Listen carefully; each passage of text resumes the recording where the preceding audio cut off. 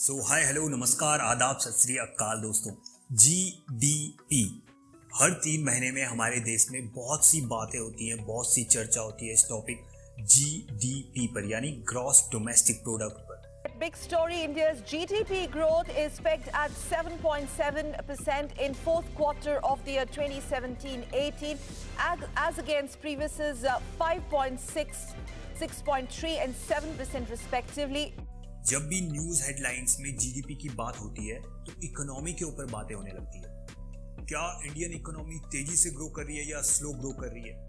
क्या Indian economy मजबूत है या फिर नीचे जा रहा है देश? कितने दिन लगेंगे इंडिया को सुपर पावर बनने में? और सबसे ज्यादा पूछा जाने वाला सवाल, Can India overtake China? क्या इंडिया चाइना को ओवरटेक कर पाएगा? तो ओवरऑल जब भी जीडीपी की बात होती है तो एक हंगामा सा मच जाता है।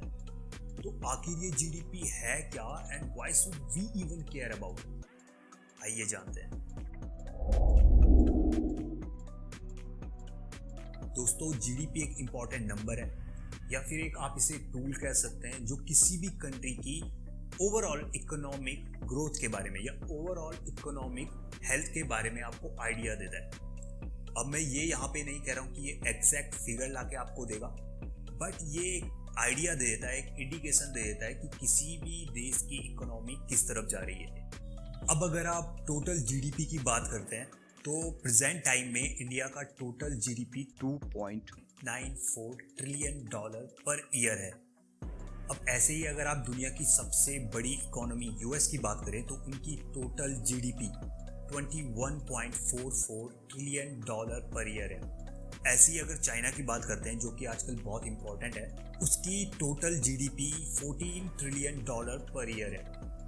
अब सवाल ये है कि हमें ये एग्जैक्ट फिगर तो मिल गए, बट ये एक्चुअली कैलकुलेट हो कहाँ से रहे हैं? मतलब इसके लिए कोई फॉर्मूला होगा? जी हाँ, इसके लिए एक फॉर्मूला होता है। मतलब वैसे तो बहुत सारे फॉर्मूले होते हैं, बट एक इम्पॉर्टेंट फॉर्मूला है जो कि बहुत सारे लोग यूज़ करते हैं।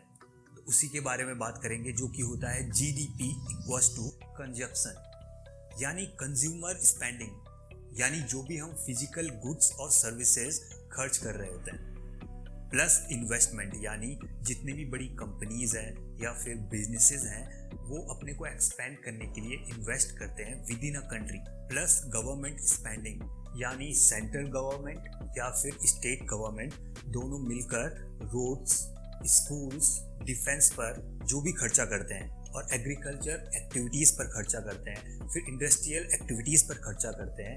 इन सबको मिलाकर जो पैसा खर्च होता है उसे कहते हैं government spending, plus net export, यानी एक्सपोर्ट माइनस इंपोर्ट, यानी ओवरऑल एक्सपोर्ट जो हम बाहर के देशों को कर रहे हैं माइनस ओवरऑल इंपोर्ट जो हम बाहर के देशों से ले रहे हैं। तो ये फॉर्मूला है जीडीपी का। अब दिखने में ये फॉर्मूला बहुत कॉम्प्लेक्स लग रहा होगा ना? ये फॉर्मूला कॉम्प्लेक्स है भी, क्योंकि देश की जो इकोनॉमी होती है वो कॉम्प्लेक्स होती है, वो कॉम्प्लिकेटेड होती है। अब सवाल ये है कि इस एस्टिमेट से आप कैसे पता लगाओगे कि देश की इकोनॉमी अच्छी चल रही है या फिर बुरी चल रही है? तो इसके लिए दोस्तों हम इस्तेमाल करते हैं जीडीपी ग्रोथ रेट का। जीडीपी ग्रोथ रेट वो रेट है जिस रेट से किसी भी देश की इकोनॉमी ग्रो कर रही होती है। फॉर एग्जाम्पल, अगर आपने सुना होगा 2019 का जीडीपी ग्रोथ रेट 6% था और अब 2020 में आप सुन रहे हैं कि वो 5% है। इससे आप ये कह सकते हो कि हम स्लोअर पेस पे ग्रो कर रहे हैं अगर हम पिछले सालों से कंपेयर करें तो जब भी आप न्यूज़ में या कहीं और पर जीडीपी के बारे में देख रहे होते हैं या सुन रहे होते हैं तो वहाँ पे वो परसेंटेजेस में बात कर रहे होते हैं, क्योंकि वो जीडीपी ग्रोथ रेट के बारे में बात कर रहे होते हैं, ना कि ओवरऑल जीडीपी के बारे में। अब अगर किसी भी कंट्री की जीडीपी साल भर साल बढ़ते जा रही है तो इसका मतलब ये है कि कंट्री में गुड्स और सर्विसेज बनाए जा रहे हैं और उनकी डिमांड भी काफ़ी अच्छी है, जिससे लोग उन्हें खरीद रहे हैं, उन्हें खर्च कर रहे हैं। अब लोग उन्हें खर्च कर रहे हैं तो लोगों के पास पैसा है, यानी उनका एम्प्लॉयमेंट लेवल, उनकी नौकरियां अच्छी हैं। अब अगर जीडीपी नीचे गिर रही है, उसका ग्रोथ रेट नीचे गिर रहा है, तो इसका मतलब ये है कि चीज़ें अच्छी नहीं चल रही है।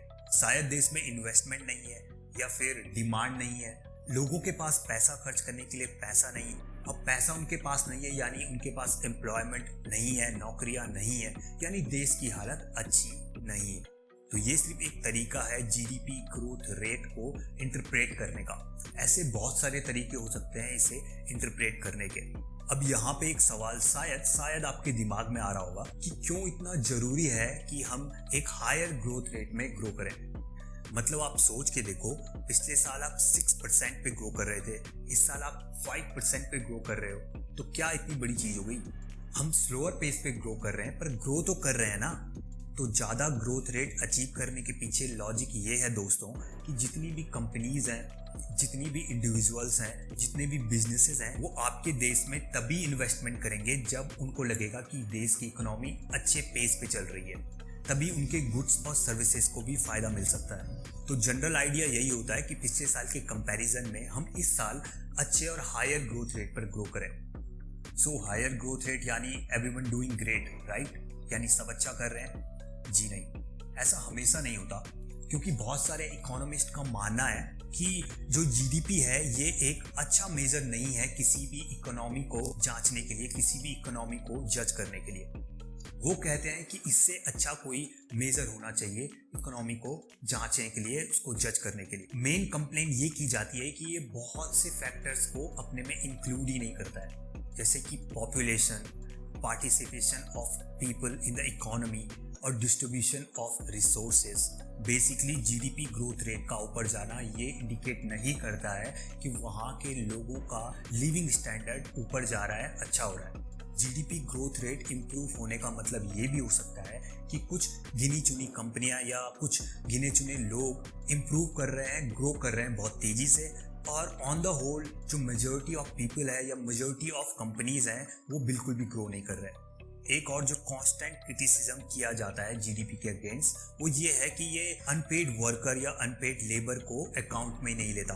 यानी अगर कोई हाउसवाइफ घर पे काम कर रही है तो ये उसके काम को अकाउंट पे नहीं लेगा। तो जीडीपी एक अच्छा टूल है या नहीं इकोनॉमी को जांचने के लिए, इस पे बहुत सारी चर्चा होती है और हमारे देश में भी बहुत सारी डिबेट्स हो चुकी हैं इस पर। But from my self, although ये एक अच्छा मेजर नहीं होगा, बट जब तक कोई इससे बेहतर मेजर नहीं आ जाता इकोनॉमी को जांचने के लिए, इकोनॉमी को जज करने के लिए, तब तक ये सबसे रिलायबल टूल है, सबसे रिलायबल नंबर है किसी भी इकोनॉमी को जज करने के लिए, किसी भी इकोनॉमी की हेल्थ को जांचने के लिए। आपको क्या लगता है, क्या एक रिलायबल टूल है या नहीं? आप कमेंट में लिख के जरूर बताएं। तो आशा करता हूँ दोस्तों आपको ये वीडियो इन्फॉर्मेटिव लगा होगा। If you like this video hit that like button, if you not go for dislike. So please like, share, subscribe, all the stuff आप लोग जानते हैं। तो ऐसी ही अगली वीडियो में मिलते हैं, तब तक के लिए गुड बाय, टेक केयर, अपना ख्याल रखिएगा।